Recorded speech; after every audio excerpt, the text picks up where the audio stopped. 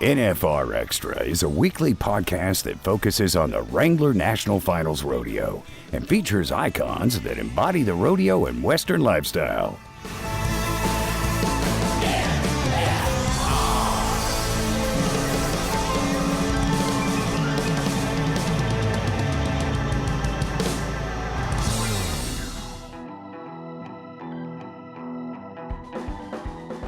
The sport's evolved so much, and that's what's really cool to see, because the horses are really evolving. We got bigger, stronger, better bucking horses, and the riders have done the same thing. The closest way to explain bareback riding is getting into a boxing match. You know, you kind of have to have a killer be killed mentality. Why multiple bareback riders slap themselves in the face before they get on the horse? I don't know. When you slap yourself and you're in the zone, it just kind of helps you glaze over. And, I would say I probably do it the hardest out of anybody. I hit pretty hard. Hey, what's up? This is Jason Aldean, and you're listening to NFR Extra. What happened to the old sombrero there? Well, it was actually my brother's. I had to throw my straw hat away because it was completely smashed. And that one's not far behind it. And I thought, well, this one will work.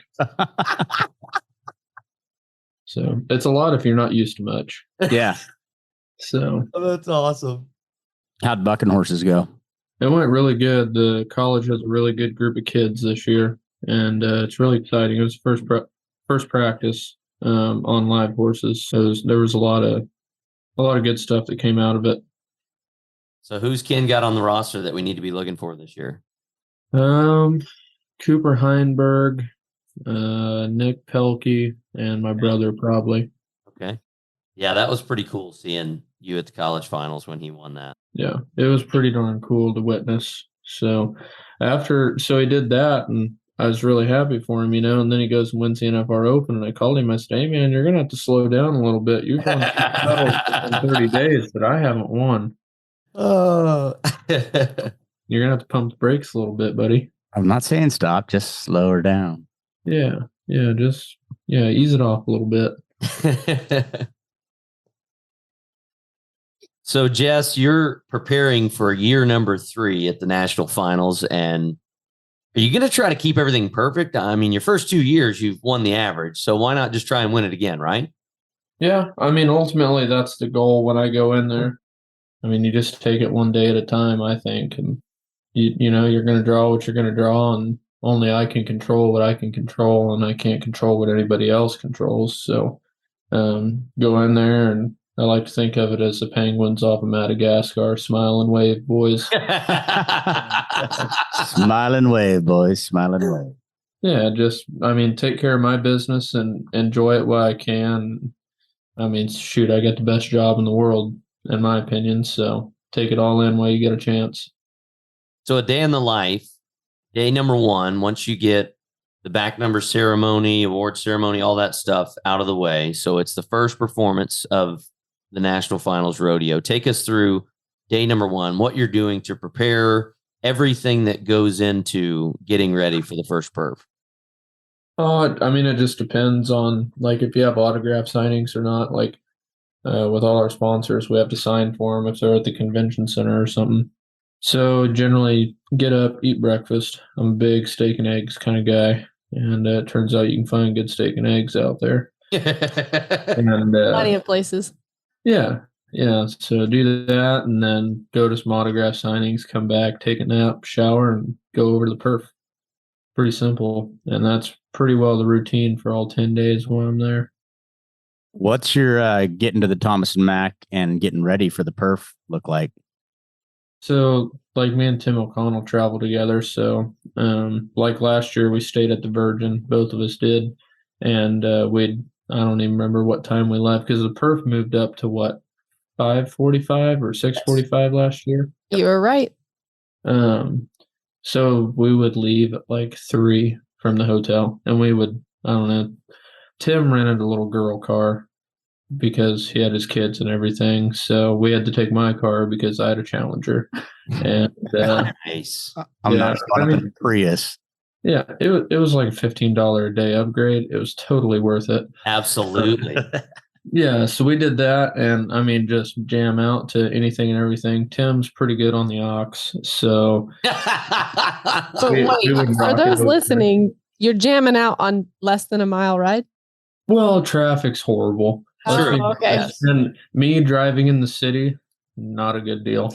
I'm actually terrible at it. Like So a crossing the road? Yeah, well, I think the first 3 rounds we had to drive around the block. The first day, actually, I typed it in my phone because I didn't know where I was going, and we like went through the backside of campus, had to turn around, and so we were a little late getting there the first day last year. But You got to look out for campus police too.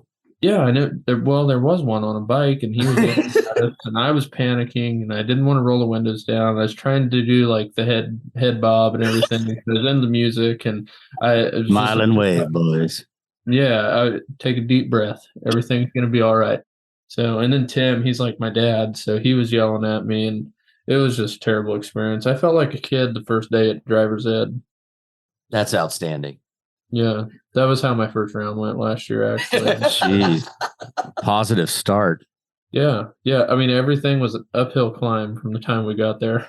Watching Tim O'Connell warm up before a regular rodeo it wears me out, and I don't even have to do anything physical. Do you do the same warm up regimen as him, or do you just watch him and get nauseous?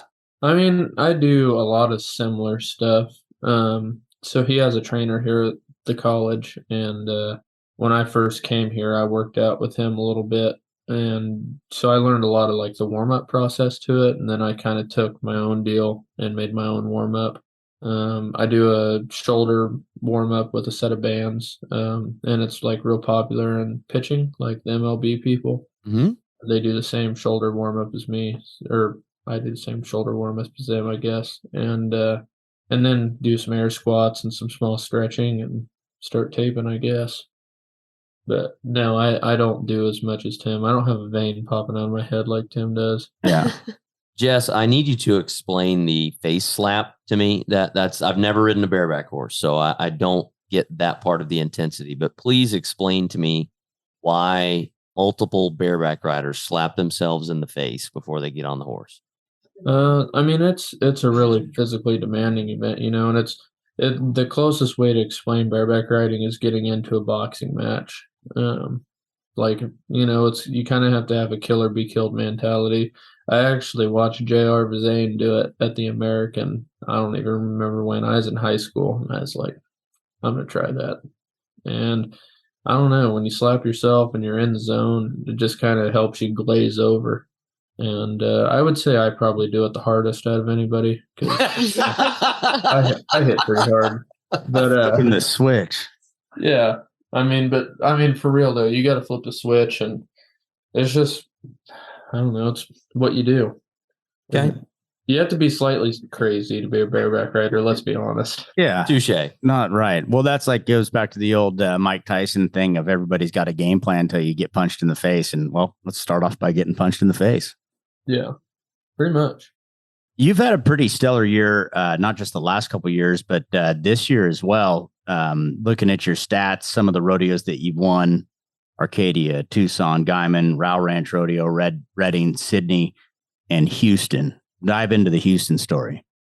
I mean, man, really, to sum up the success that I've had is I drew really good at all of those rodeos, and that's well over half of it. Houston, I had a great first 3 horses, and when we went into the semifinals, I didn't draw the best, kind of drew at the bottom of the pen, and I had to go through the wild card, but it was just one of those deals. I drew good, I rode good. Like I said earlier, my job is to show up and ride to the best of my ability. What everybody else does is out of my control. So get in there, smile, wave. At Houston, I'll tell you a funny story. I was actually really mad about the horse that I had drawn in the 4-man round. It was the only horse that had never been to the NFR. And there was Dirty Jacket, Good Time Charlie, and Ain't No Angel, Surveys. So there are 3 really, really good horses, and I have a young horse of Surveys that I frankly had no idea what it was. So as they were drawing them, I was standing in there with the secretary, and I was like, oh my gosh, you've got to be freaking kidding me. And, I was kind of a negative Nancy for a hot second. I had to go take 5 minutes in the bathroom and just do my own deal for a second, and then went out there, did my job, and everything worked out exactly how I wanted it to. And I was really shocked. I got about halfway through the ride and I thought, wow, this thing's actually really good. So tell us a little bit about going through that wild card round, because we talk about it as announcers and how hard and how stressful it is. But being only 2 out of 12 versus 4 out of 8 advancing in that format, I mean, it has to be really stressful. I mean, yeah, it is stressful, and you're getting on. I mean, they don't make the wild card nice there. It is the eliminator pin at the NFR, and if you draw the right one, everything's going to work. And I was really tickled when they drew it for me, and I saw that I had San Angelo Sam. I got on him at the NFR and round 3, I think it was, and so I was pretty confident that I could go make a really good ride. And I can't remember if I won that round or won second, but it all worked out the way it was supposed to. I'd say so. What's it like when you get to Houston versus other rodeos? It's an entire arena setup, but there's so many other things going on. What is it like as a contestant when you get there? I mean, it's really cool, like when you're a kid, you watch all those rodeos on TV, or at least I did, and you think about being there and what you could do in that situation and everything. And you walk in the building and you're going through the tunnel, and I'm kind of a curious cat, and I get there really early. And so like I generally walk the tunnel, and you end up in the food court and everything else, and everybody's looking at you like, dude, you got to get out of here. But that's what I do anyways. But walking down the tunnel and you get into that big old stadium, and it's like, holy cow. And it's cool. It kind of makes the hair on the back of your neck stand up. I really don't know how to explain it until you walk down there and you walk through the outgate and you look up at all the stands, and it's 4 stories high or whatever the heck it is, levels, seats, and it's pretty crazy. Does the format make it easier, harder? How does that affect you as a bareback rider? I mean, you guys are getting on multiple horses there. I mean, as long as you show up and do everything that you can, generally things are going to go right, unless you just draw absolutely terrible. But it's hard to draw absolutely terrible when there's 3 horses that you get on, and they do a really good job there of keeping all the horses pretty even. One thing I really like about Houston is they have the 4 judges. 2 guys are scoring you on your ride, and 2 guys are scoring the horse. One thing, as a judge, it's really hard to watch the rider and to watch the horse at the same time. So like there, they get the scores where they're supposed to be and the placings right, because they can actually judge the horse off of what it's doing and judge the rider off of what it's doing, because ultimately, like the way I look at it, my goal is to take the judge's attention off of the horse. I want them watching me. I don't want them watching what the horse is doing. So that way, when they get done, they think, gosh dang, that was a really good bareback ride. And I mean, that horse had to be bucking really hard to do that. So it really makes it easier, I think, on everybody, is you're getting a true example of what the score should be. So with Tim getting injured, are you changing up your traveling plans? Do you have a new traveling partner, or what are you going to do now? No, Tim and I both travel with Cole Franks as well. We're out west for the end of the year. We have, like, this week is Filer and Ellensburg and Walla Walla. Then we'll enter up back east to at 2 or 3 circuit rodeos at Palestine, Illinois and stuff. And then like next week's Puyallup, the week after that's Pendleton, and the last week of rodeo, and I probably won't go anywhere. And I'll actually pick up our college rodeo here in Marshall. Like we enter the big rodeos here at the end of the year. Like there's a lot of smaller rodeos going on, but everybody's tired, everybody's sore, horses are worn out. Like it's just easier to go to where they have a bunch of money added and show up. In more than 3 decades in Vegas, 360 world champions have struck gold. None have won more titles than the 3 that make up the inaugural Vegas NFR Icons class. Banners for Trevor Brazile, Charmaine James, and Ty Murray will be permanently lifted to the rafters at the Thomas & Mack Center. And on December 1st, all 3 will be honored at a tribute luncheon at Virgin Hotels Las Vegas. Get your tickets now. Go to nfrexperience.com/NFR Vegas Icons for details.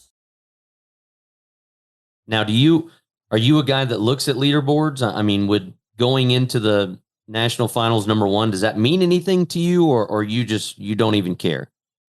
I don't look at it. I mean, after 2020's NFR, I came from 13th to 3rd by the end of it. And there's so much money added out there. I mean, anything can change. I was looking at it the other day because I was curious who was on the bubble. And I think there's already like 8 or 9 guys with 100,000 won. Right. And it's like, one round at the NFR, you go out and win the first round, you're in the top 5. Right. I mean, like, there's a bunch of guys that are going to be in a gold buckle race if everything works out the way it's supposed to. And I'm a big believer in God has a plan, and I show up, do my job. And at the end of the day, if it's supposed to be, it'll be. And if it ain't supposed to be, it won't be. Yeah, it's tight. And this is, you look at talking about the standings too. You can't really get too far into that and, counting your chickens before they hatch. But, 1 or 2 successful rounds for anybody can change up the dynamic. But something that now it seems more prevalent in the bareback riding is there's no just runaway. You look at this, go to the steer wrestling side of it. That event always seems like 1 through 15. It is a full-fledged fist fight, all the way through, and it's anybody's game. And now in like the bareback riding, like what you're saying, there's not a whole lot of leeway for somebody to stub their toe, and you don't have, I've got, $100,000 ahead of second place. I mean, and with the caliber of guys coming up, man, I mean, that mindset that you're talking about going into, if you don't have that, it's, somebody's going to come up from the behind and just take away with it. Yeah. I mean, this is the best set of bareback riders that we've ever seen, from young kids coming up to the guys that have been around the block. They've had to change what they're doing to be where we're at. And the sport's evolved so much, and that's what's really cool to see, because the horses are really evolving. We got bigger, stronger, better bucking horses, and the riders have done the same thing. It used to be, and it's nothing against the guys in the early 2000s, but if we're being honest, if you worked out a bunch and didn't go party and indulge in all of that, you were leaps and bounds ahead of most of the guys you were competing against, because back then it was more of the old cowboy deal. Right. And in today's society, it is a rodeo athlete. And if you're not working out and working every day to better yourself and to be better than the next guy, then you're falling behind. And it's really fun to watch. I don't know. It's interesting times, I guess, for the bareback riding, and I think it's only going to get better within the next 10 years, and after that, obviously, too, probably. What's your dream draw? My dream draw? Shoot, I don't know. I just, like I said earlier, I smile and wave, man. That's it. Come on now. Yeah. There's got to be a list of 3 or 4 that you're like, okay, I'm glad you put my name next to that one at the finals. Oh, I mean, I'd really like to get on Stevie Nicks and Agent Links. I've been on X9 Explosive Skies. It's always a great time to get on Gunfire. I think that's probably the best horse going, in my opinion. Shoot, I don't know. They're all horses. Everybody gets lucky to draw them every once in a while. Well, with the strength and the breeding of the horses that are coming up, and talking about the physical ability that the bareback riders have to be in to compete with that, what does your weekly regiment look like? So I do a lot of day working when I'm at home. Like the last 2 or 3 days, I've been getting up well before daylight and having to drive 45 minutes out into the Flint Hills, and we're starting to gather stock before daylight, so it kind of takes a toll on a guy. You got to go to bed pretty early. During the summertime, I don't get to work out very much just because we're either rodeoing or I'm at home doing that, and you got to let your body like heal. Before the NFR, it's workout 5 days a week, lots of core and other stuff. I got a guy that makes workouts for me because the way I look at it is like Tim, he works out into a very wrestling format, but he's built like wrestler. He wrestled his whole life from the time he was a kid till he graduated high school. So that's how he works out, and it fits his body style and his build, where I didn't have that option. I'm kind of a taller, lengthier guy, so I have somebody that makes my workouts, and I'll do that all through the winter until the spring. But pretty well when we leave in June, I don't get to work out very much, just for the sheer fact we're getting on 4 or 5 bucking horses a weekend, and your body needs time to recover when you are at home. Is there any sort of special recovery, like stretches that you're doing, or like ice baths? Is there anything that goes into that? I really like to find a good wellness center that have like the Cairo tubes that you can get in, and you get like the sleeves. You can get them on like your hips or your legs or your arms and shoulders and stuff. I really like going to those, and it costs a little bit of money, but I mean, this is how I make my living, so it's pretty cheap money in my opinion for what it makes me feel in the long run. So we've talked to multiple athletes who have had success at the collegiate level, and that has taken them into a different era of confidence when it comes to being a professional. So tell us about your relationship with Ken at Missouri Valley and your relationship with your brother and the success he's had. I've loved every second that I got to have at Missouri Valley College. I still have a rental house up here. I'm a volunteer assistant coach now. I didn't really look at any other colleges. I knew that Ken, he'd put the guys out. He had Tanner Oz and Tim at the NFR at the time when I was getting ready to go to college, and I knew that that's where I needed to go. I got up here as a good fit. I could still do me when I wasn't rodeoing. And but to get his mental side of it, and he can take anybody's skills and fundamentals and make it work, and he knows how to take it to the next level. And the 4 years that I got to have there as a student was outstanding. I got to college rodeo with my brother for a year, and I think those were probably some of my favorite memories through college, was getting to do that. I didn't make the college finals that year because I was hurt in the fall. I had a back injury, but getting to go to the ones I did get to go to was pretty awesome. So you snuck up on him there in the short round of the college finals this year, and that was a great memory they put on ESPNU for that program. But talk to us about being there for him in the short round. I actually turned out of Reno to go over there. I didn't quite like the horses that I had drawn, so I turned out of there and flew into Denver and met my fiance. She picked me up, and we drove up there to surprise him. We went and hung out with Coach all day, and Ty didn't really know that I was there. Showed up right before the perf and got to surprise him. But he had Captain Hook of Kirsten Volds, and I'd gotten on that at Houston. I think it was the third night of my set of 3. And so he was kind of nervous because when I got on him, it didn't feel real good. He was kind of a bucker and long and away. And he was, I don't know, I wouldn't say thin, but winter was a little bit tough on him. So anyways, but when I got there and I seen him, it was a little more promising. So he was good and fat. You could tell that grass had been really good for him. And so I got to pull his rigging and everything, and he kind of has a shark fin on him, is what I like to call it, to where the break of his withers to where his shoulder blades are. That's a lot bigger difference. Like I always measure it 4 fingers from the front of my rigging to the break of the shoulders as a normal horse. On him, it's like 6 fingers, and it makes it hurt a lot worse because he can really throw his head in the air and them shoulders drop out of there, And so I was telling him, just because I knew he didn't know I was coming, how he was going to have to set his rigging and everything. And to be able to pull his rigging and get to see him get in the zone, it was pretty special. And I might have shed a tear or two.